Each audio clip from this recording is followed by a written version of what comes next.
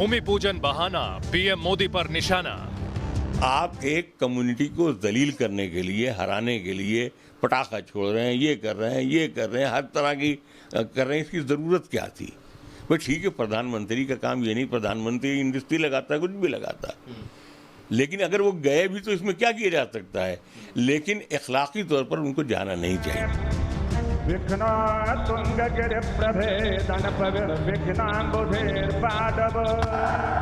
पूर्व सीजेआई रंजन गोगोई पर आपत्तिजनक टिप्पणी।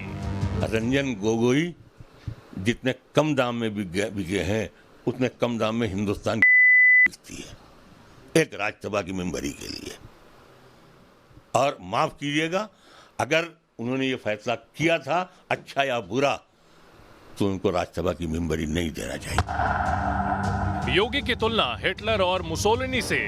खरीद है, हम मिलने जाएंगे किसी से, किसी को देखने जाएंगे, लॉकडाउन कर दिया कि साहब सैटरडे को निकलेगा नहीं। ये तो इमरजेंसी से ज्यादा भयानक है। ये हिटलर और मुसोलिनी से ज्यादा। अयोध्या में राम मंदिर पर ये कैसी बौखलाहट है कि शायर मुनव्वर राणा बांटने वाली चाल पर उतर आए और खुद को सेक्युलर कहने वाले मुनव्वर राणा अब खुलकर मुस्लिम कार्ड खेलने लगे। मुझे लगता है इस तरह आज जो भी लोग अयोध्या प्रकरण में प्रभु श्री राम मंदिर के फैसले को लेकर या जो भी फैसला माननीय सर्वोच्च न्यायालय ने दिया है, उस फैसले पर जो भी लोग अगर देश में सवाल उठा रहे हैं, इन सब पर राष्ट्रद्रोह का मुकदमा चलना चाहिए, क्योंकि ये सब लोग राष्ट्रद्रोह का काम कर रहे हैं और एक समुदाय को उकसाने का काम कर रहे हैं, देश में सौहार्द बिगाड़ने का काम कर रहे हैं। हैरानी इस बात की है कि मुनव्वर राणा को अपने आपत्तिजनक बयान पर जरा अफसोस नहीं। आपको बता दें कि 9 नवंबर 2019 को जब अयोध्या पर सुप्रीम कोर्ट का फैसला आया था, तब यही मुनव्वर राणा थे जिन्होंने कहा था कि अब लंबे वक्त से चला आ रहा विवाद समाप्त हो गया और देश आगे बढ़ेगा। मगर अयोध्या में भूमि पूजन क्या हुआ, भड़काने वाले बयान सामने आने लगे। आज देश की बहस में इसी मुद्दे पर चर्चा करने जा रहे हैं कि क्या भूमि पूजन के बहाने भारत में इस्लामोफोबिया का दुष्प्रचार करने की कोशिशें हो रही हैं, और क्या भड़काऊ बयानों के पीछे विवाद खड़ा करने की साजिश है।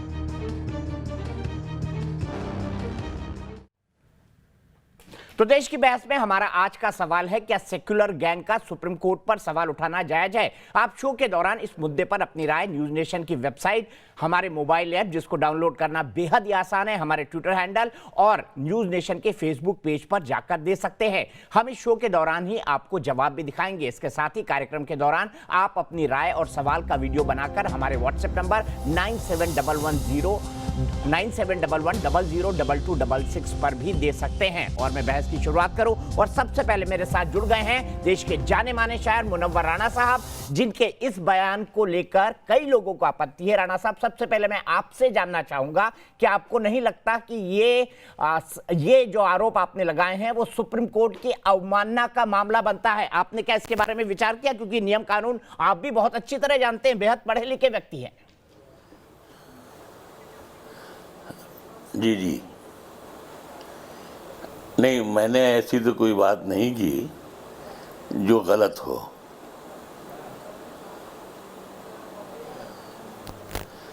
मैंने जो फैसला हुआ उसको तस्लीम किया, और मैंने ये कहा भी था कि देखिए, बहादुर कौमें अपनी शिकस्त को दिल खोल के तस्लीम कर लेती हैं। जब अव्वल तो आज था कि फैसले अदालतों में होते नहीं हैं, अदालत में जाने की ज़रूरत ही नहीं थी, लेकिन जब आप अदालत में गए और फैसला हुआ तो उसे सबको तस्लीम कर लेना चाहिए। इवन जो ओवैसी सख्त एतराज़ कर रहे थे, लेकिन मैंने कहा नहीं, मेरी इसमें कोई दिलचस्पी नहीं है, इसलिए कि जब अदालत में आप गए, अव्वल तो आपको जाना नहीं चाहिए था। अदालत में हम मानते ही नहीं कि अदालत में क्या फैसला होगा, लेकिन जब अदालत ने फैसला कर दिया तो उसको हमने तस्लीम कर लिया। जहाँ तक दूसरी बात है कि जो ये कहा जाता है कि जो ये जजेस होते हैं, ये जो पंच परमेश्वर होते हैं, इनको अपनी सादा गुजारनी चाहिए जैसे हिंदू विधवा औरत। लेकिन ये अफसोस का मकाम है कि जो भी गलतियां हो, जो भी इंटरनेशनल कोर्ट में लोगों ने देखा हो, यहाँ लोगों ने देखा हो, जो तमाशा हुआ हो, मैं नहीं जानता, लेकिन रंजन गोगोई ने जिस अन्नी से फैसला देने के दूसरे ही दिन हाथ मुंह धोकर जाकर राज्यसभा की शपथ ले ली, ये शर्मनाक बात है। अब इस पर आप जितने इस पर पर्दा डालेंगे उतना ही ये पानी और ख़राब होता जाएगा। ये सबसे ज़्यादा कमज़ोर पहलू है कि एक जज, यानी वो जस्टिस ऑफ इंडिया, जिसे अरबी में काज़ीउल क़ुज़्ज़ात कहते हैं, जिसने बड़े बड़े बादशाहों को हलफ दिलाया हो, जो प्रधानमंत्री को हलफ दिलाता हो, जो प्रेसिडेंट ऑफ इंडिया को हलफ दिलाता हो, वो एक मामूली सी सीट पर जाकर के अपने आप को बेच दे, ये शर्म की बात है। जब मेरी मुलाकात 1915 में पहली बार मोदी साहब से हुई थी, और वो इसलिए कि उन्होंने मेरी माता श्री के मरने पर मुझे ख़त लिखा था, मैं गया था उनका शुक्रिया अदा करने के लिए, तो मैंने कुर्सी पर बैठने से पहले ये कहा था कि सर, मैं बहुत माफ़ी के साथ आपसे ये कह रहा हूँ कि ये लोकसभा और राज्यसभा की कुर्सियाँ मेरी शख्सियत से बहुत छोटी हैं। मैं तो सिर्फ इसलिए आया हूँ कि आपने मेरी माँ के मरने पे मुझे ज़ाती तौर पर ख़त लिखा, इसलिए मैं आपसे ये कहने के लिए आया हूँ कि मैं आपको सम्राट अशोक की तरह देखना चाहता हूँ इतिहास के पन्नों पर, दागदार मैं नहीं देखना चाहता हूँ। तो कहने का मतलब यही, दुख तो होगा कि साहब वो सुप्रीम कोर्ट जिस पर मेरा यकीन है, जिस पर मेरा गर्व है, जिस पर मेरा फ़ख्र है, जिस पर दुनिया में हम फ़ख्र से बात करते हैं कि हमारे यहाँ से जो लफ्ज़ निकलता है वो पंच परमेश्वर का होता है, वो शख्स सुबह जाकर के राज्यसभा का मेंबर बन जाए, इतनी आसानी से बिक जाए, इतनी आसानी से कहीं चला जाए, इतनी आसानी से गिर जाए, तो ये शर्म की बात है। मेरे लिए अवमानना की बात नहीं है। मेरे लिए आप मुझे सज़ा कर दीजिए, मैं इस बिस्तर से अच्छा है कि मैं जेल खाने में रहूँगा, लेकिन जो हुआ वो अफसोसनाक है, जो हुआ वो घटिया है। हमें उम्मीद है कि आइंदा आने वाले जजेस जो हैं कम से कम इसका एहतराम करेंगे कि अगर वो कोई भी इस किस्म के डिस्प्यूटेड केसेस में जाते हैं तो वो सुबह जाकर इस तरह की कुर्सियां हासिल करने की कोशिश नहीं करेंगे। आप देखिए 1949 से लेकर आज तक यही होता आया कि वो जिसने फैसला दिया नायर ने और उसकी बीवी ने, वो सब MP बन गए, मिनिस्टर बन गए, ये बन गए। तो ये अच्छा नहीं है साहब, इस मुल्क के लिए अच्छा नहीं है। और किसके लिए? भगवान राम के लिए, कि जिन्होंने कैकेयी जो सौतेली माँ थी, सिर्फ उन्होंने इशारा किया और उन्होंने अपने पिताश्री की बात मानी और जंगल की तरफ रवाना हो गए। तो जाहिर सी बात है कि भगवान राम का जहाँ जिक्र हो रहा हो वहाँ आदमी इतनी बदध्यानती करे, तो ये अफसोस की बात है। मेरा जैसा शख्स इस बात को बर्दाश्त नहीं पाएगा। मेरा काउंटर सवाल है आपसे। रंजन गोगोई जी को राज्यसभा की सीट दी माननीय राष्ट्रपति ने, अगर वो इनकार कर देते तो महामहिम का अपमान होता। तो अगर उन्होंने ये सीट ले ली तो इस पर आपत्ति क्यों? और उनको शक की नजर से देखना, देश की न्यायपालिका को शक की नजर से देखना नहीं है। आप तमाम लोग कहते थे कि सुप्रीम कोर्ट का जो फैसला आएगा हम मानेंगे, हम अक्षर से स्वीकार करेंगे, तो अब असहमति। मेरे भाई देखिए प्रेसिडेंट ऑफ इंडिया हो या रंजन गोगोई हो, ये तो कही बदी थी ना, एक मुहावरा है कही बदी। वरना जाहिर सी बात है कि कोई इनकार करे, कोई हमें पेश करे, हम इनकार कर देंगे। और जो बड़े बड़े जो लोग राजे महाराजे जो गुजरे हैं, जो ठोकर मारकर भगवान राम चले गए थे भरत को बिठा करके, वो भी तो वही था ना कि उन्होंने इनकार कर दिया कि हम नहीं बैठेंगे। तो ये कोई जवाब नहीं है, ये आर्गूमेंट नहीं है कि साहब प्रेसिडेंट ने दे दिया, ये कोई मतलब ही नहीं। इसका मतलब प्रेसिडेंट ऐसे इनाम बांट रहे हैं कि तुम फैसले जो करोगे उसके हक में तुम्हें हम इनाम देंगे। लेकिन मुनव्वर राणा साहब, सुप्रीम कोर्ट की अपनी एक इंटीग्रिटी होती है। बहुत आप प्रेसिडेंट की बात कर रहे हैं। सुप्रीम कोर्ट की अपनी एक इंटीग्रिटी होती है। आप तमाम लोग कहते थे कि सुप्रीम कोर्ट का जो फैसला आएगा उसको मन से स्वीकारेंगे, तो अब उस पर शंका की नजर क्यों उठाई जा रही है? उसको शक की नजर से क्यों देखा जा रहा है? क्योंकि ये तो आप लोगों को कहा था ना, all India Muslim personal law board ने कहा था, बाबरी मस्जिद एक्शन कमेटी ने कहा था कि नहीं, मेरे भाई मैंने तो एक बार भी नहीं कहा, नहीं मैंने मेरे भाई एक बार भी नहीं कहा कि उस फैसले से इनकार किया जा सकता है। उस फैसले से तो इनकार नहीं किया गया, लेकिन उस फैसले के बाद का जो ये काम है ये अफसोसनाक है। ये किसी भी केस को शक में मुब्तला करता है। केस अच्छा हो खराब हो, और जज ने फैसला गलत किया हो सही किया हो, पंच परमेश्वर होता है, वो दुनिया का हर बहादुर शख्स मान लेता है। लेकिन वो जस्टिस ऑफ इंडिया जो इतना बड़ा फैसला करता है, वो इतनी आसानी से इतनी मामूली जगह जाकर बैठ जाता है। ये हिंदुस्तान के मिजाज, मौसम और इस मुल्क की जो परंपरा है उसके खिलाफ है। आप लाख आर्गुमेंट देते रहें, लाख आप करते रहें, लेकिन ये आपसे कई लोग सोशल मीडिया पर मांग कर रहे हैं कि मुनव्वर राणा साहब को इस बयान के लिए माफी मांगना चाहिए। आप मेरे सबसे अजीम शायरों में से एक है, मैं आपके तर्क का सम्मान करता हूं, लेकिन मैं आपसे जानना चाहूंगा क्या मुनव्वर राणा इस बात के लिए माफी मांगेंगे? जी, माफी तब मांगी जाती है जब कोई गलती होती है, और जहां सच बोला जाता है अगर वहां माफी मांगी जाती है तो इसका मतलब है कि हम भी बिक गए या डर गए या थक गए या हार गए। हम आज तक न बिके हैं, न थके हैं, न हारे हैं। ठीक है, अगर आप पर कोई अवमानना का केस करता है, क्योंकि मैंने कई लॉयर से बात की और मैं उनका व्यू आपको बताना चाहूंगा। उनका साफ साफ कहना है कि मुनव्वर राणा साहब बुजुर्ग शख्स हैं, उनकी बात का सम्मान है, लेकिन टेक्निकली अगर इसको देखा जाए, लीगली इसको देखा जाए तो ये सुप्रीम कोर्ट की अवमानना का केस बनता है। अगर आप पर केस हुआ तो मुनव्वर राणा जी का क्या क्या क्या कहेंगे अपनी सफाई में सुप्रीम कोर्ट में?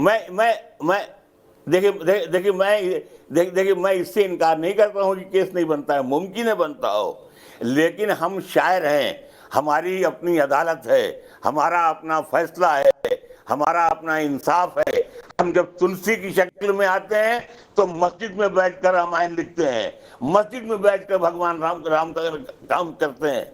तो हमारा अपना हमारी अपनी एक अदालत होती है, हमारा अपना एक फैसला होता है, हमारी अपनी एक सोच होती है। हम दुनिया की हर अदालत की इज्जत करते हैं, लेकिन हम अपने फैसले में किसी अदालत को दखल देने की इजाजत नहीं देते हैं। ठीक है, मुनव्वर राणा साहब, तारिक फतेह साहब भी जुड़ गए, एक बयान उनका सुनवाता हूं आपको, उसके बाद मैं आपके पास आऊंगा। तारिक फतेह साहब, सुप्रीम कोर्ट के chief justice of India Ranjan Gogoi साहब के बारे में राणा साहब का ये कहना है। हेलो, सिर्फ एक मिनट तारिक साहब को मेरा आदाब कह दीजिए, बस इससे ज्यादा मैं क्या बोलूं है। सर एक मिनट रुक जाइए, उनकी राय सुन लेते हैं, फिर उसके बाद आप अपनी बात कह लीजिएगा, कोई दिक्कत नहीं है मुझे। मुनव्वर राणा साहब रुकिए, मैं चाहता हूं कि आप उनकी बात सुन ले, उनका पक्ष सुन ले। नहीं सुनेंगे, नहीं सुन सकते। मुनव्वर राणा साहब, मैं रिक्वेस्ट करता हूं कि पक्ष सुन लीजिए आप उनका। सर वो कहां सुनेंगे, क्यों सुनेंगे? फिर से जोड़ने की कोशिश करूंगा मुनव्वर राणा साहब के साथ, वो नहीं तो उनकी बेटी आ जाए, क्योंकि मैंने देखा वो भी आज टेलीविजन पर बहस कर रही थी, वो आ जाए, बेहतर है, उनका कम से कम पक्ष आ जाएंगे। क्या कहेंगे तारिक फतेह साहब इस बयान पर आप कि रंजन गोगोई बिक गए? देखिए, सीधी बात है, ये अपने आप को हमेशा शायरी के अंदर, ये उर्दू जबान के अंदर इन्होंने ये सिस्टम चलाया है कि आप जो झूठ बोलना हो आप उसको अशार में बयान कर दें। आपको दुनिया में कहीं जगह नहीं मिलेगी, ना आपको चीन में, ना रूस में, ना अफ्रीका के किसी मुल्क में, ना ईरान में, कि गुफ्तगू करते हुए आदमी शेर बोले। ये सिर्फ हिंदुस्तान के उर्दू बोलने वालों की रिवायत है। इसके अंदर झूठ बोलने के अंदर आप सहारा लेते हैं कि मैंने तो शेर कह दिया जनाब, वाह वाह क्या बात है। नहीं, ये जाने दें, सबको पता है कि राणा साहब का एटीट्यूड क्या है और बेतहाशा इनकी जो सोच है वो क्यों उन लोगों के खिलाफ है जो भारत को अपनी मां समझते हैं। ठीक है, मेरे साथ तीन खास मेहमान जुड़ गए हैं। सईदुल कादरी साहब जुड़ गए हैं मेरे साथ। सईदुल कादरी साहब प्रेसिडेंट है कादरिया इंटरनेशनल ऑर्गेनाइजेशन के, हैदराबाद से हमारे साथ जुड़े हुए हैं। मेरे साथ दारा फारूकी साहब है जो कि एक राइटर हैं, वो जयपुर से जुड़े हुए हैं। मेरे साथ जाने माने कवि विनीत चौहान साहब हैं जो मेरे साथ इस वक्त जुड़े हुए हैं। सबसे पहले तारिक फतेह साहब, मैं सईदुल कादरी साहब के पास चलूंगा। कादरी साहब, मुनव्वर राणा साहब की बात से आप एहतराम रखते हैं, आप समर्थन करते हैं मुनव्वर राणा साहब का? मुनव्वर राणा साहब के अभी मैं अल्फाज सुन रहा था, मुझे बहुत खुशी हुई उनके अल्फाज सुन के। जिस तरह से वो दो मजहब के मानने वालों के बीच में एक मोहब्बत का पैगाम देने की कोशिश कर रहे थे। ये मोहब्बत का पैगाम है कादरी साहब, ऐसा मोहब्बत का पैगाम देश को नहीं चाहिए, माफ कीजिएगा। अगर आप इसको मोहब्बत का पैगाम कहते हैं तो नफरत का पैगाम क्या होगा फिर? वो उनका एक मशहूर शेर है, वो मैं सुनाना चाहता हूँ, जो कि मैंने अब मुशायरे में खुद हैदराबाद में सुना था। उन्होंने कहा था कि वो चाहता था कि कासा खरीद ले मेरा, वो चाहता अरे था साहब, ये कि शायरी कासा बनकर ये खरीद कहाँ ले गया है? मेरा, मैं उसके ताज की कीमत लगा के लौट आया। ये मैं मुशायरे में उनसे खुद सुना था हैदराबाद। सर इसका आज से क्या मतलब? मैं बहुत कादरी साहब, अगर ये मोहब्बत की भाषा है तो नफरत की भाषा क्या है? बताइए नफरत की भाषा क्या है? वो जब ये कह रहे हैं कि मैं मस्जिद में बैठ के जो है राम जी की तारीफ करने वाला हूँ, मैं इस तरह की मानने वाला हूँ, इससे ज्यादा मोहब्बत आपको कहाँ नजर आएगी? ठीक है साहब, लेकिन मंदिर बनेगा तो पेट में दर्द होगा। विनीत तारिक फतेह साहब, आप जवाब दीजिए, क्यों पेट में दर्द हो रहा है? मोहब्बत की बात वो क्या कर सकते हैं? और उनका एक बयान मैंने सुना है जिसमें उन्होंने अल्लामा इकबाल की वो बात कही कि अल्लामा इकबाल ने राम जी को इमामुल हिंद। सर ये इमामुल हिंद मत बोलिए, इमामुल हिंद मत बोलिए प्लीज। इमाम आपके गली मोहल्ले में पाए जाते हैं, माफ कीजिएगा, भगवान राम की शख्सियत उससे बहुत बड़ी है। अल्लामा इकबाल ने कोई एहसान नहीं किया, और इमाम थे, इमाम बुखारी भी है, आप में से कई इमाम होंगे। भगवान राम की शख्सियत इमाम से बहुत ऊपरी है, देवों के देव है वो। इमाम से आप उनका अपमान मत करिए। सैदुल कादरी साहब इमाम बोल के आप उनका अपमान मत करिए। इमाम आपके गली मोहल्ले में पाए जाते हैं और ज्यादातर फिर केसेस होते हैं। आप भगवान का नाम उनसे जोड़ेंगे, मर्यादा पुरुषोत्तम को इमाम कह के उनका अपमान करेंगे। आपको इमाम किसको कहते हैं वही नहीं मालूम है। पहले सर इमाम बुखारी जानता हूं मैं तो, जो फतवे देते थे कि इसको वोट दो, उसको वोट दो। मालूम ही नहीं है। अगर आपको उसके मायने मालूम हो जाए तो आप तौबा करेंगे। अभी तौबा सर मैं ऐसे मौलानाओं को देखता हूँ और यहाँ पर क्या क्या आर्गुमेंट करते हैं मुझे वो भी पता है। और मौलाना किसको कहते हैं? मौलाना उस आतंकवादी मसूद अजहर को भी कहते हैं, मौलाना उस आतंकवादी मसूद अजहर को भी कहते हैं, आप लोग कहते हैं उसको भी मौलाना। अरे वो टेररिस्ट लोगों को, ये जो पाकिस्तानियों को मेरा सामने नाम मत लीजिए। लफ्ज़ पाकिस्तान से कोई ताल्लुक रखता है? अरे सर पाक वो तो दुनिया की सबसे पाक धरती है, आप ही जैसे लोगों ने उसको पाकिस्तान बनवाया है। अगर कोई नेशनल है या साबिका नेशनल है उससे मुझे गुफ्तगू करना बिल्कुल पसंद। तारिक फतेह साहब जवाब दीजिए। सवाल ये है कि ये सब अल्लामा इकबाल जो बाद में जाके एक फंडामेंटल मुस्लिम बन गए थे, उनके इशारे पर राम को क्यों तोड़ देते हैं, भगवान श्री राम को? ये वो अल्लामा इकबाल की बात कर रहे हैं जिसने हिंदुस्तान के 3 टुकड़े किए, बेगैरत आदमी जिसने अपनी माँ की जबान में कभी शायरी नहीं की, आपको लखनऊ वालों को खुश करते रहे, यूपी वालों को, जिसने कहा कि हिंदुस्तान हमारा, सारा जहां हमारा, तीनों अरब हमारा, सब हैं हम। आप तराना बना के पाकिस्तान बना दिया और यहां बैठे आप करके अल्लामा इकबाल। कहां के अल्लामा हैं वो? आप क्यों के हमारे नहीं है, अंग्रेज के अल्लामा थे वो। आप तो है ही नहीं, कहीं के भी नहीं है आप, ना पाकिस्तान के ना हिंदुस्तान के। आप जाए अरबिस्तान सिटीजन, आप पाकिस्तान के हैं ना हिंदुस्तान के। अरे आप है कैनेडियन सिटीजन। आप हमारे मामले कड़वा लगता है आपको? ये क्या दिलचस्पी? अरे भैया ये हिंदू मुसलमानों में लड़वाने के लिए क्यों आते हैं आप? ये आपका क्या है? आता एजेंडा क्या है? बुलाया जाता हूँ। आप फैलाने की बातें क्यों करते हैं? दम नहीं है, 100 साल पुराने सच बोलने की हिम्मत नहीं है, झूठे हैं, झूठे हैं, शेर शायरी करते हैं। आप क्या हिंदुस्तानी हैं? क्या आप भारतीय हैं? अरे भाई आप झूठे हैं। आप कनाडा के हैं, अरे छोड़िए, कनाडा में रहिए, पाकिस्तानी हैं यहाँ पर बैठे हुए हिंदुस्तान की के साथ किस किश्ती में अगर सुराख करते हैं। किसी दूसरे मजहब के अगर पेशवा की अगर अदब करने की बात कहता है तो ये अदब कर ले। उनका ये तुम तौहीन अल्लामा इकबाल की क्यों आपको मौलाना साहब, मौलाना कादरी, मैं चलता हूँ एक व्यू लेने के लिए विनीत चौहान जी के पास। विनीत चौहान जी, आप देश के जाने माने कवि हैं, क्या अल्लामा इकबाल जिनको ये कोट करते हैं, जो बाद में जो पाकिस्तान बनवाने में जिनकी महत्वपूर्ण भूमिका थी, आज भी कोट किए जाते हैं, भले से उन्होंने सारे जहां से अच्छा हिंदुस्तान हमारा लिखा हो। मैं आपसे जानना चाहता हूँ, गली गली में इमाम पाए जाते हैं और ये लोग आज तक कोट करते हैं कि अल्लामा इकबाल ने इमाम हिंद कहा था।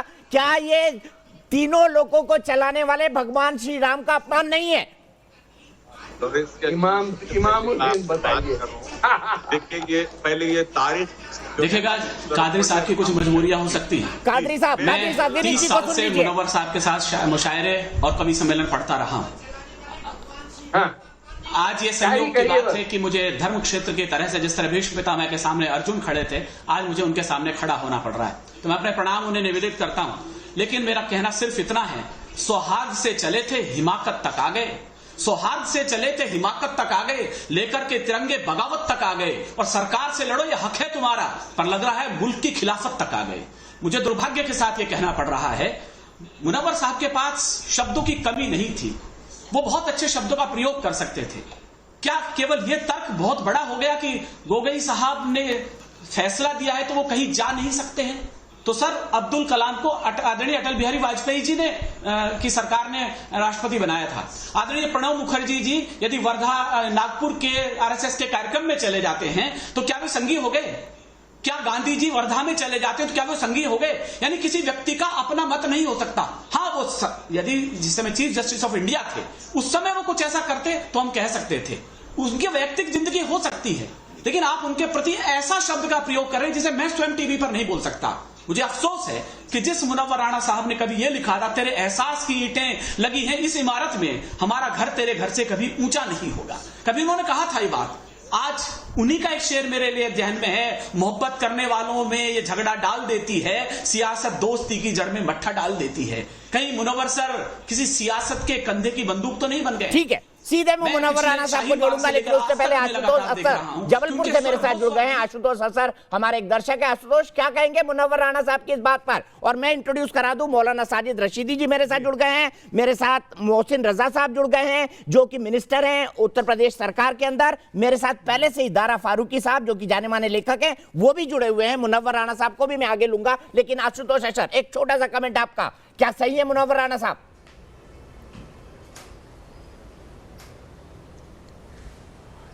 मैं सभी को नमस्कार करता हूं, और मेरा सवाल ये है कि उन्होंने कहा है कि फैसला हुआ है न्याय नहीं, इसका क्या अर्थ है? क्या वो के मोहम्मद साहब की जो रिपोर्ट है उसको नकारते हैं जो सिद्ध करती है कि वहाँ राम मंदिर था पहले? वो कैसे ऐसा कह सकते हैं? ठीक है, मैं सीधे मुनव्वर राणा साहब के पास चलता हूं। मुनव्वर राणा साहब, आपके साथी कवि सम्मेलनों में विनीत चौहान ने कहा है कि हिमाकत और बगावत पर आ गए और साथ में मुल्क की खिलाफत तक आ गए, ये उनके लफ्ज हैं। और आपका ही शेर उन्होंने अर्ज किया है जिसमें आपने कहा था कि सियासत दोस्ती में मट्टा डाल देती है। तो कहीं आप किसी सियासतदान की बंदूक को अपने कंधे पर रखकर तो नहीं चला रहे हैं सिर्फ राजनीति के लिए? देखिए, ऐसा है दीपक, आप हमारे छोटे भाई हैं और हम आपको आपसे ज़्यादा पसंद करते हैं, आपसे ज़्यादा मोहब्बत करते हैं। तो आपको ये मालूम है कि हम किसी सियासी पार्टी के आदमी नहीं हैं, हमारा किसी पार्टी से कभी कोई लेना देना ही नहीं रहा, जायज़ और नाजायज़ कोई ताल्लुक़ नहीं रहा। हमारी अपनी अलग राय है, अलग सोच है। ये हो सकता है हमारी राय कहीं से गलत हो, ये जो भी हो, ये मैं ये नहीं कहता कि मैं जो कह रहा हूँ वो हक बहक सच है, लेकिन ये है कि मेरी अपनी राय है, मैं अपनी राय पे किसी दूसरे की राय क्यों ला दूंगा? अगर मैं कोई बात कह रहा हूँ तो उसका ये मतलब बिल्कुल ना निकाला जाए साहब के मुझ पर किसी अनिस्टर मनिस्टर ये वो, आप जानते हैं इन सब से तो हम बहुत परे हैं, हमारी कोई इसमें दिलचस्पी ही नहीं है। हमने तो जो एक बात कही कि अदालतों में फैसला होता है, इंसाफ नहीं होता है, एक बात। दूसरी बात यह है कि आस्था का कोई फैसला नहीं होता है, अदालत क्या फैसला करेगी? आस्था तो दिलों का मामला है ना। हम तो ये कह रहे हैं, हमने तो ये बहुत कही ये बात कि भाई अदालत को चाहिए था कि दोनों पक्ष को उठा के बंद कर देता कि भाई जाइए आप लोग वहीं रहिए, अयोध्या में तय कीजिए कहाँ मस्जिद बनेगी, कहाँ मंदिर बनेगा। तो इसको करते करते करते 27 बरस में इस लोहे को इतना गर्म कर दिया गया कि उस मकाम पे नफरत आ गई कि आप सोचिए कि मतलब हिंदुस्तान में रहना दुश्वार हो गया है। कितना दुश्वार हो गया आप ये सोचिए। पर लोग ये सोचते हैं जो आपको बहुत तो प्रेम मेरा करते कोई ये हैं, मकसद नहीं है। विनीत हमारा छोटा भाई है, तो नहीं हो गए। हम कहाँ से कट्टरपंथी हो जाएंगे? जो आदमी आडवाणी जी के साथ लद्दाख जाता हो, वहाँ सिंधु नदी में नज्म पढ़ने के लिए कि सिंधु सदियों से हमारे देश की पहचान है, ये नदी गुजरे जहाँ से समझो हिंदुस्तान है। जो आदमी रोज़ा खोलता हो जाकर के दिल्ली के केशव कुंज में, जो आदमी मंदिरों में घूमता हो, जो मथुरा में जाकर के बड़े ठाकुर के यहाँ शायरी सुनाता हो, उसको आप कैसे कह सकते हैं कि वो कट्टरपंथी हो जाएगा, ये हो जाएगा। हम तो, हमारी बदनसीबी तो ये है कि हमसे मुसलमान भी नाखुश हो, हिंदू भी नाखुश। बस खराबी ये है कि हम सच बोल दिया करते हैं। ठीक है, सच बोल दिया करते हैं। तारिक फतेह साहब, ये सच आपको लगता है कि मुनव्वर राणा साहब जो सच कह रहे हैं, वाकई सच को इस वक्त पर बोलने की जरूरत है, और क्या इसके पीछे आपको सियासत नजर आती है? फिर मैं बाकी पैनलिस्ट के पास चलूंगा। ये पिछले 1000 साल से सच बोल रहे हैं और अपने आप को सैयदों और शेखों और अशरफों के अंदर रख के दिल्ली पे हुकूमत करके हिंदू को नीचा बता के खुद फिर डिफेंस पे जब आते तो कहते हैं हम तो कुछ नहीं कर रहे, सच बोल रहे हैं। भाई एक सेकंड, मुनव्वर राणा साहब जैसे इतने पढ़े लिखे इंसान है कादरी साहब, अब क्यों मेरे मुंह खुलवा रहे हैं? सुन लीजिए उनकी बात को। तारिक फतेह साहब की आवाज जाएगी सिर्फ। कादरी साहब आपके पास भी आ रहा हूं। पाकिस्तान बनाने में यूपी, बिहार और सीपी के मौलवियों और सियासतदानों का हिस्सा है। पाकिस्तान जो था वो पंजाबियों और पठानों और बलोचों और सिंधियों ने नहीं बनाया, जिन्होंने बनाया और फिर बना के रह गए और यहीं पे बैठ के हुकूमत की और ब्लैकमेल किया 70 साल से। अब वीटो कर रहे हैं हर डिसीजन को। अब जब एक आदमी पैदा हुआ जिसने इंसाफ लाया हिंदुस्तान पे, अपने 1000 साल की गुलामी खत्म की है, तो आप ये कह रहे हैं कि शायरी करेंगे और होप करेंगे? ये जब तक उर्दू में शायरी होएगी ये आपको बेवकूफ बनाएंगे। इन्होंने वो बहाल क्रिएट किया कि जो उर्दू बोलता है वो तो बहुत बड़ा इंटेलेक्चुअल है और जो हिंदी बोलता है वो तो बेकार सा आदमी है। और हम मुसलमान हैं, शायरी करते हैं, उर्दू बोलते हैं, वाह वाह, हर जगह वाह वाह वाह वाह होती है। अरे इतना बड़ा फ्रॉड हिंदुस्तान पे है, उर्दू जबान लोगों में नफरत फैलाना चाहते हैं। अरे भाई यार चुप करो, नफरत बिगाड़ना चाहते हैं। कादरी साहब, आपके दोस्त ओवैसी वो क्या कर रहे हैं? ओवैसी क्या कर रहे हैं जो कह रहे हैं बाबरी मस्जिद थी और है और रहेगी? दारा फारूकी साहब को जोड़ूंगा। दारा फारूकी साहब, दारा फारूकी साहब, क्या इंटेलेक्चुअल और सेक्युलर होने का मतलब यह है कि किसी धर्म विशेष को गाली दी जाए, संवैधानिक संस्थाओं का मजाक उड़ाया जाए? दारा फारूकी साहब, फिर मैं मोहसिन रजा साहब के पास चलूंगा। मुझे इतनी आवाज आ रही थी, मुझे आपका सवाल समझ में नहीं आया। एक बार सवाल सर, मेरा बड़ा सीधा सवाल है, क्या लोगों को ऐसा लगता है कि इंटेलेक्चुअल होने का मतलब यह है कि हिंदू धर्म को गाली दी जाए, सेक्युलरिज्म का नाम लिया जाए और इसी तरह की बात कही जाए कि सुप्रीम कोर्ट बिक गया, फैसला आपके पक्ष में नहीं तो रंजन गोगोई बिक गए? क्या ये तर्क उचित मानते हैं आप? देखिए, आपके सवाल के दो पार्ट हैं। एक तो क्या इंटेलेक्चुअल होने का मतलब ये है कि सेकुलर होना ज़रूरी है, आपने एक तो ये सवाल पूछा है, और दूसरा सवाल आपने ये पूछा है कि बाकी जो बातें हैं कि साहब रंजन गोगोई साहब ने जो अपना राज्यसभा की सीट ली है और वो सब, तो इन दोनों सवालों को अलग अलग तरह से रख के देख लेते हैं। देखिए, पहली बात तो ये है कि मैं अभी तक मुनव्वर राणा साहब को सुन रहा था और मुझे उनकी, और मैं काफ़ी देर से उनको ऑब्ज़र्व कर रहा हूँ, काफ़ी देर से उनकी बात सुनने की कोशिश कर रहा हूँ। मुझे उनकी आवाज़ में अफसोस दिख रहा है, गुस्सा नहीं दिख रहा, मुझे गम दिख रहा है उनकी आवाज़ में। और देखिए, गम जो है ना वो अपनों से किया जाता है, गुस्सा आप दूसरों से करते हो।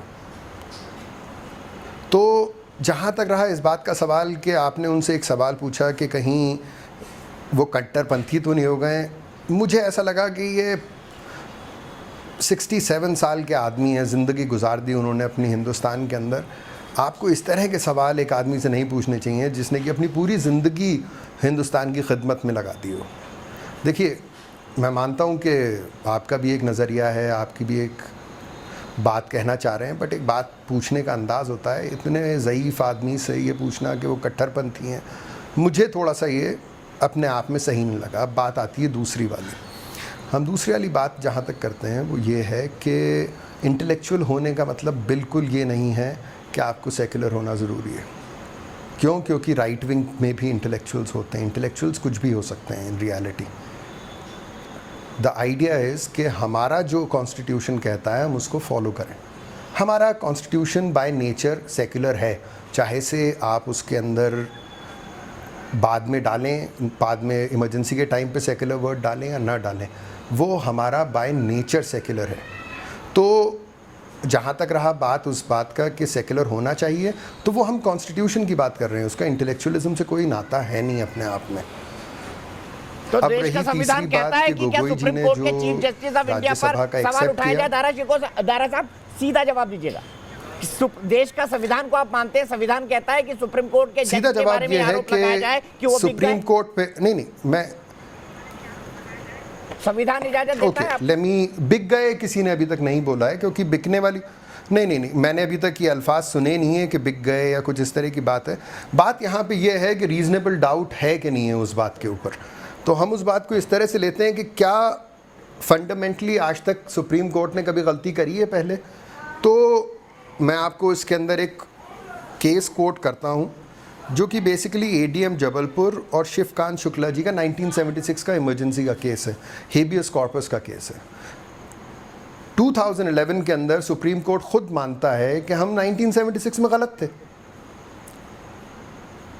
ठीक है, आपने अपनी बात कंक्लूड तो की। अगर सुप्रीम मैं कोर्ट सीधे गलत मोहसिन हो रजा सकता साहब है के पास पहले, पढ़ता हूं। तो मोहसिन सुप्रीम रजा कोर्ट साहब, अगर ये बयान आ रहे हैं तो क्यों आ रहे हैं? आपको इसके पीछे क्या राजनीति नजर आ रही है? फिर मौलाना साजिद रशीदी उन्होंने बोला है कि मंदिर तो टूटेगा, आऊंगा उस पर भी। दीपक जी, दारा जी की बात जो थी मैं उनको सुन रहा था, उससे पहले आपने और लोगों को सुनवाया, मैंने सुना।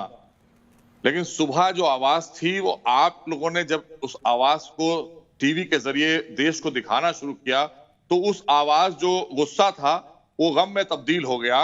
इसलिए तब्दील हो गया कि सुबह हम कुछ और कह रहे थे और हम वही लाइन कह रहे थे जो हमने अपनी माजी की शायरी में भी कही है। जो हमने माजी की शायरी में बातें की हैं, हमने सिर्फ और सिर्फ सियासी लोगों के लिए काम किया है, उनको खुश करने के लिए हमने शेर लिखे हैं और उनके ही बीच में बैठकर हमने वाहवाह लूटी है, लेकिन कभी देश के बारे में नहीं सोचा। हालांकि वो बहुत सीनियर हैं, उन्होंने एक बहुत अच्छे अशार माँ को लेकर कहे हैं, लेकिन वो ये भूल जाते हैं, हमारे बड़े भाई हैं मैं मानता हूं, वो ये भूल जाते हैं कि एक वो माँ है जिसने हम 130 करोड़ लोगों को पाला है, उसकी पीठ में छुरा नहीं भुकना चाहिए, उसकी शान में भी कोई शेर होना चाहिए। लेकिन खाली माँ की शायरी सुनाकर लोगों को इमोशनल ब्लैकमेल कर लेना, ये अपना एक हुनर हो सकता है, लेकिन ये देश हित नहीं हो सकता। अपने निजी फायदे के लिए तमाम मुशायरों में जाकर या तमाम मंचों पर जाकर, जिस तरह से मैंने सुबह वो वीडियो देखा है, मेरे सामने गुजरा है, आप ही के चैनल के रिपोर्टर मुझे आए थे, उन्होंने दिखाया है, मैंने देखा है जिन बातों का उन्होंने इस्तेमाल किया है, जिन बातों का उन्होंने इस्तेमाल चीफ जस्टिस के लिए किया पूर्व, जिस बातों का इस्तेमाल उन्होंने हमारे उत्तर प्रदेश के यशस्वी मुख्यमंत्री के बारे में करा है। अरे इतना महान आदमी, ऐसा आदमी जो सबको लेकर चलता है, जिसने सड़कों पर निकलकर यह फिक्र नहीं की कि मुझे कोरोना हो जाएगा, वो जाके कम्युनिटी सेंटर चेक कर रहा है, अस्पतालों में घूम रहा है, सड़कों पर घूम रहा है, लोग घरों में बैठे हैं, वो एक एक के घर जाकर खैरियत ले रहा है, ना वो मजहब देख रहा है, ना जाति देख रहा है। ऐसे आदमी पर इल्जाम लगाना ये अपने आप में बहुत शर्म की बात है। ऐसे ही लोग हैं जो बिकाऊ हो जाते हैं। हम माफ करिएगा, हम गलत बात नहीं कर रहे हैं। इन्होंने ये इल्जाम लगाया गंगोई जी पर कि वो बिक गए, उन्होंने उनको बहुत खराब अंदाज से संबोधित किया है। सुबह की आपने वीडियो देखी होगी दीपक, मुझे अफसोस है कि उनके मुंह से वो बयान अच्छा नहीं लगा मुझे, कि अगर आप अदब की शायरी करते हैं, उर्दू अदब की बात करते हैं, तो इस तरह की भाषा का इस्तेमाल भी नहीं होना चाहिए था। आखिर ऐसा दर्द क्या है कि आप तो पूरी फैमिली देश के खिलाफ खड़ी कर रहे हैं सर्कुलरिज्म के नाम पर। यह सर्कुलरिज्म नहीं हो सकता है, यह पीड़ा है आपके अंदर, यह दर्द है आपके अंदर, नफरत का, जो आज आप निकाल रहे हैं। बहुत दिन बर्दाश्त कर लिया आपने। आपको सोचना चाहिए कि हजारों साल हम जिनके साथ रहे हैं, हमारे देश के तमाम सैकड़ों करोड़ हिंदू भाई जिन्होंने हमें सर आंखों पर सजा कर रखा है, हम उनके साथ रहे हैं। उन्होंने आज तक हमको कैसे रखा है और कितना जुल्म हुआ है माजी में उनके साथ, हमारे ऊपर कोई जुल्म नहीं हुआ है। और मुनव्वर साहब कह रहे हैं कि अब हिंदुस्तान रहने के लायक नहीं रह गया, मतलब टेररिज्म होता रहे, अपराध होते रहे, लोगों की अस्मतें लूटी जाती रहे, उस हिंदुस्तान में रहना चाहते हैं आप? आज का हिंदुस्तान आपको क्यों नहीं अच्छा लग रहा है? ठीक है, सीधे चलता हूं मुनव्वर राणा साहब के बाद, सिर्फ उनकी फ्रेम काटिएगा। राणा साहब, आपसे सम्मान और अदब के साथ मैं जानना चाहूंगा, आपने तो हमेशा अदब की शायरी की है, मैं आपसे ये जानना चाहता हूं कि आपने एक बार ये भी कहा था कि अब हिंदुस्तान रहने हेलो जी सर, मैं आपसे पूछ रहा हूं, अदब के साथ पूछ रहा हूं। आपने एक वक्त आपका ये भी बयान था कि हिंदुस्तान रहने लायक नहीं लगता है। ये आपने किस संदर्भ में नहीं, कहा? मैंने ये कभी नहीं कहा, कहीं से आप साबित नहीं कर सकते। नहीं, ये मैंने कभी नहीं कहा। और इसको कहाँ बिठा लिया आपने, मोहसिन रजा को? ये अटल बिहारी की तस्वीर में लेकर के मस्जिद में जाता है दुआ मांगने के लिए, इस दलाल को आपने वहां बिठा लिया है। ये क्या जाने इस बेहुदा आदमी, आप इसको बिठाकर मुझसे आप बात करवा रहे हैं? इस नालायक तो अगर सवेरे हम देख लें तो नाश्ता न मिले, इसे कोई तमीज है? इसको 4 पैसे में बिकने वाला आदमी ऐसे तारीफ कर रहा है। योगी की इतनी तारीफ तो इसने हजरत अली की भी कभी नहीं की होगी। इस झूठे को कहां बिठा लिया आपने? हम इसीलिए आपसे बात करते हुए घबराते हैं कि आप निहायत बेहुदा लोगों को चैनल में बिठाते हैं। मोहसिन रजा लखनऊ का बेहुदा तरीन आदमी है। ये वजीर बन गया तो क्या वजीर होने तो कुछ होता है? ये नॉनसेंस मस्जिद में अटल बिहारी की तस्वीर सीने में लगा करके जा रहा है। इसको क्या तमीज है? इसको सत्ता दे दी जाए तो ये योगी के जूते उठाकर चाटना शुरू कर देगा। ठीक है, आपका गुस्सा जायज हो सकता है, व्यक्तिगत टिप्पणी कोई नहीं करूंगा, लेकिन मैं आपसे दूसरे संदर्भ में पूछता हूं। सॉरी। ठीक है, आपकी आपत्ति जायज है, आपका कथन भी आप कहने के लिए स्वतंत्र प्रजातांत्रिक देश है, कोई दिक्कत नहीं है। मैं आपसे सिर्फ एक चीज जानना चाहता हूं सर, आपने मां पर बड़ी अच्छे शेर लिखे हैं, मुनव्वर राणा साहब एक बार कोशिश करिए। मैं सिर्फ एक सवाल लेना चाहता हूं उनसे, एक सवाल लेना चाहता हूं, लेकिन मैं बाद में साजिद रशीदी साहब को लाता हूं। साजिद रशीदी साहब, आप तो राणा साहब से भी एक कदम आगे निकल गए। आपने तो यह भी कह दिया कि एक दिन मंदिर टूटेगा, हिस्ट्री अपने आप को दोहराएगा। ये अमन का संदेश था, ये सेक्युलर संदेश था, ये भाईचारे का संदेश था, ये प्रेम मोहब्बत का संदेश था, ये क्या था मंदिर बनने के दिन? बताइए। दीपक, देखिए मैं 15-20 मिनट से सुन रहा हूँ, मुझे 2 मिनट बगैर किसी इंटरप्ट दीजिएगा। 1 मिनट ले लीजिए सर, 2 मिनट नहीं दे पाऊंगा, सबको मैं 1-1 मिनट दे रहा हूँ, बिल्कुल नहीं टोकूंगा। देखिए मैं आपको 2-3 बयान याद दिलाता हूँ, फिर आप फैसला कीजिएगा। हमारे बयान ज्यादा सख्त हैं, दूसरों के बयान सख्त हैं। ठीक है। जब लोग हमें रामजादे और हरामजादे कहें, जब लोग ये कहें मुसलमान के 2 स्थान, कब्रिस्तान या पाकिस्तान, जब लोग हमें ये कहें कि अभी तो अयोध्या झांकी है, मथुरा और काशी बाकी है, जब लोग हमें ये कहें कि एक धक्का दो और दिल्ली की जामा मस्जिद को गिरा दो, ये सारे बयानात जब आप सुनते हैं, किसने कहा? जरा नाम के साथ बोल दीजिए। रामजादा हरामजादे वाले बयान को मैं जानता हूँ, मथुरा काशी वाले बयान को भी जानता हूँ, लेकिन जामा मस्जिद किसने तोड़ने की बात कही? 1 मिनट सर, 1 मिनट बोलने तो दीजिए।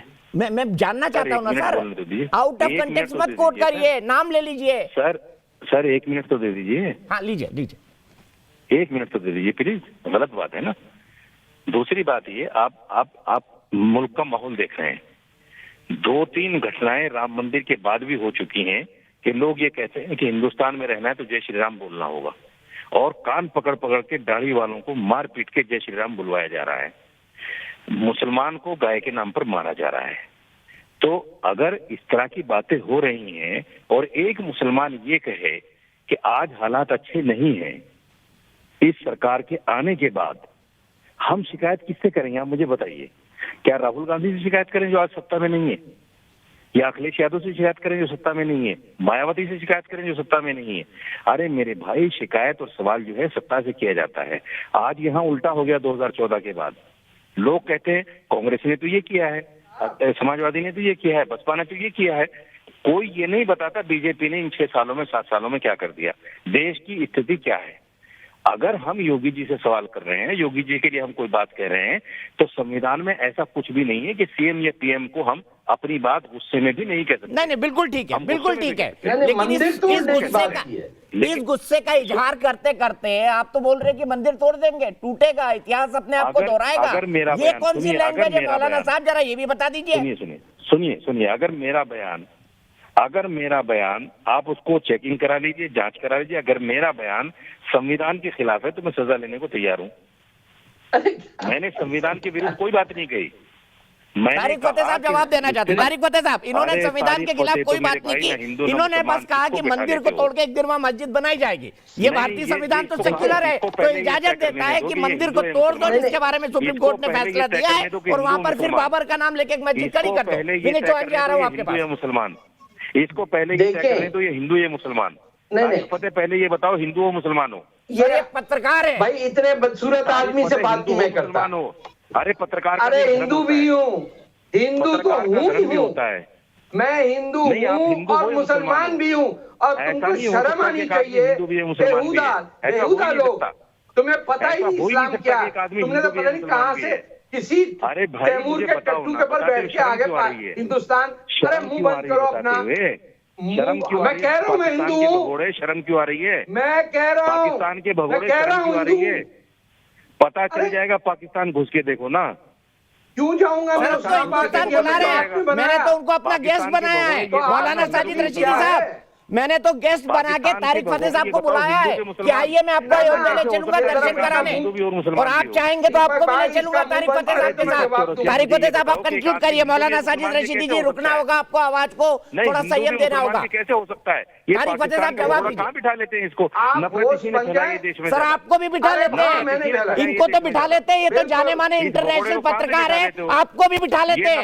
ये क्या होता है ऑल इंडिया इमाम ऑर्गेनाइजेशन? पाकिस्तान का ना हिंदुस्तान का। ये तो लंदन में बैठा हुआ है। अबे तुम अरब कहाँ से आ गए इंडिया में?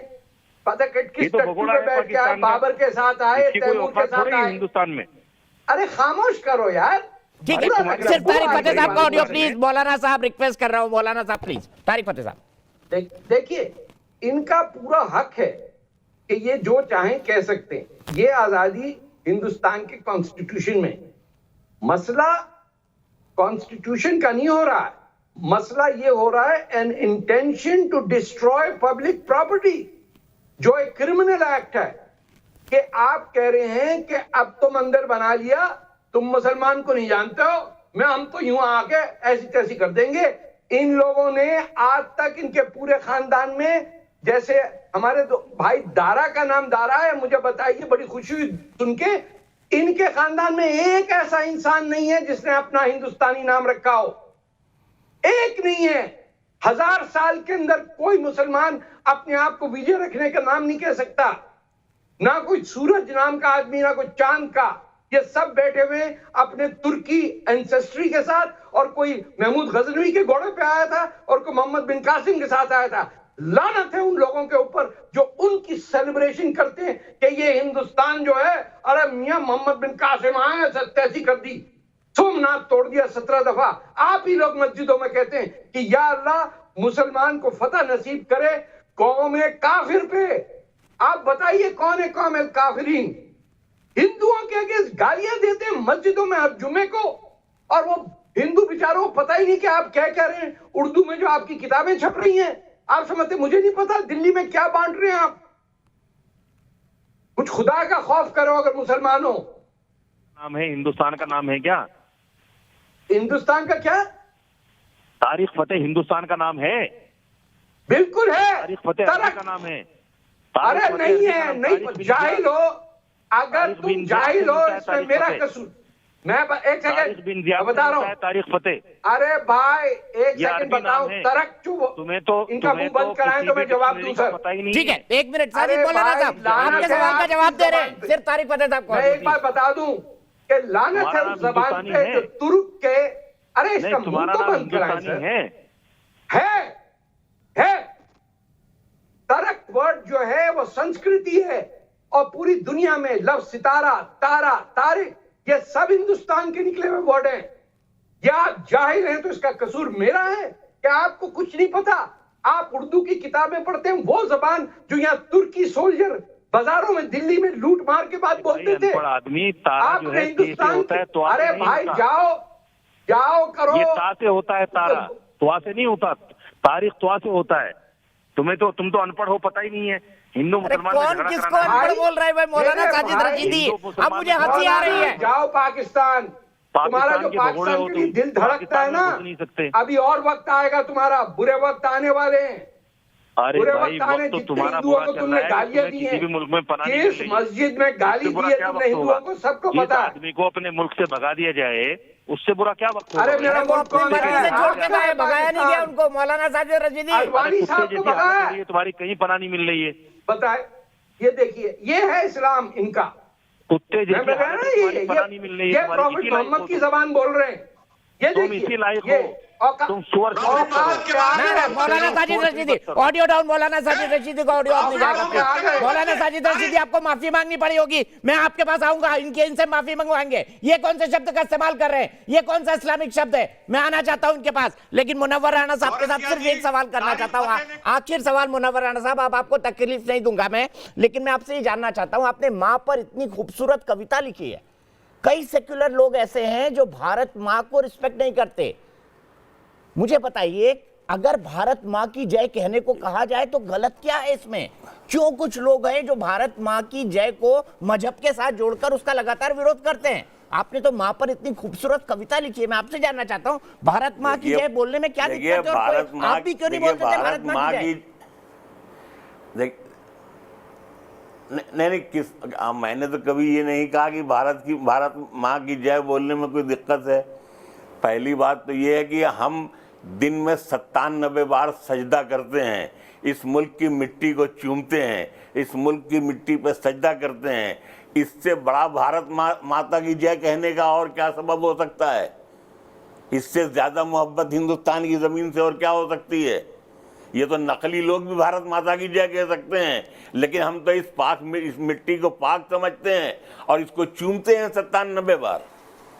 एक बात। दूसरी बात ये कि मैंने तो कभी नहीं कहा कि इस मुल्क में नहीं रहना चाहिए। ये मोहसिन रजा ने कहाँ से निकाल लिया कि मुझे इस मुल्क में नहीं रहना है?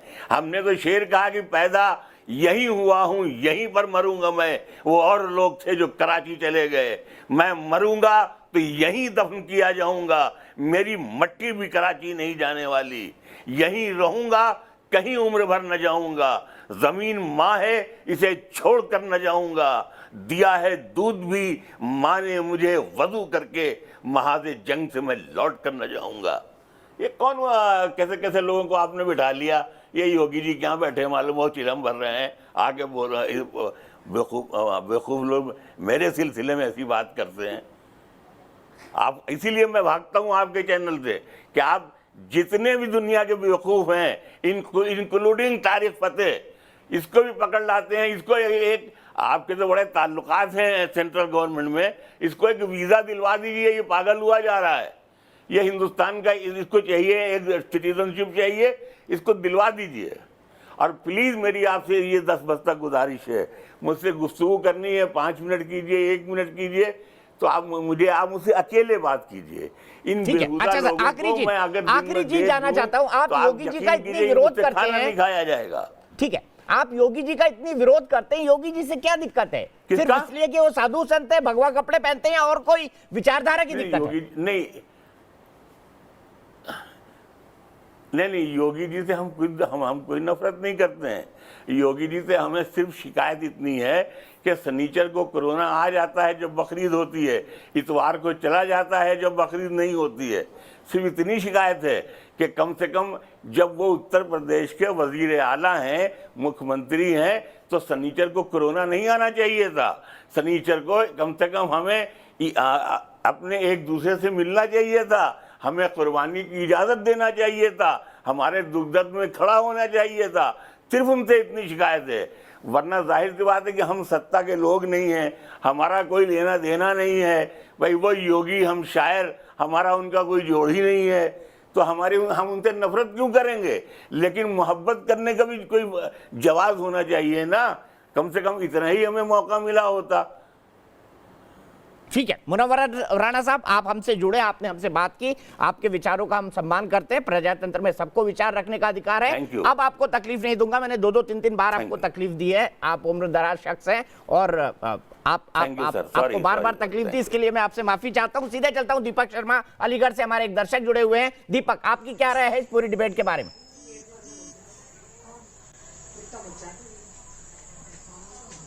मुनव्वर राणा जी ने जो भी कहा, एक इतना 59 साल का व्यक्ति इस तरीके से एक देश के प्रधानमंत्री के लिए बोलता है, उत्तर प्रदेश के मुखिया के लिए बोलता है। कहीं ना कहीं मुझे लगता है दिल्ली के अंदर, लखनऊ के अंदर, दिल्ली के अंदर जो शाहीन बाग के अंदर जो बेटियां बैठी हुई थी, वो कहीं मुनव्वर राणा की तो नहीं थी। अच्छा, व्यक्तिगत ना हो। चलिए दीपक, आपने अपनी बात की, व्यक्तिगत ना हो। फिलहाल हम लेंगे एक छोटा सा ब्रेक, लेकिन ये बहस जारी है। मोहसिन रजा साहब हैं हमारे साथ, अपनी बात रखेंगे।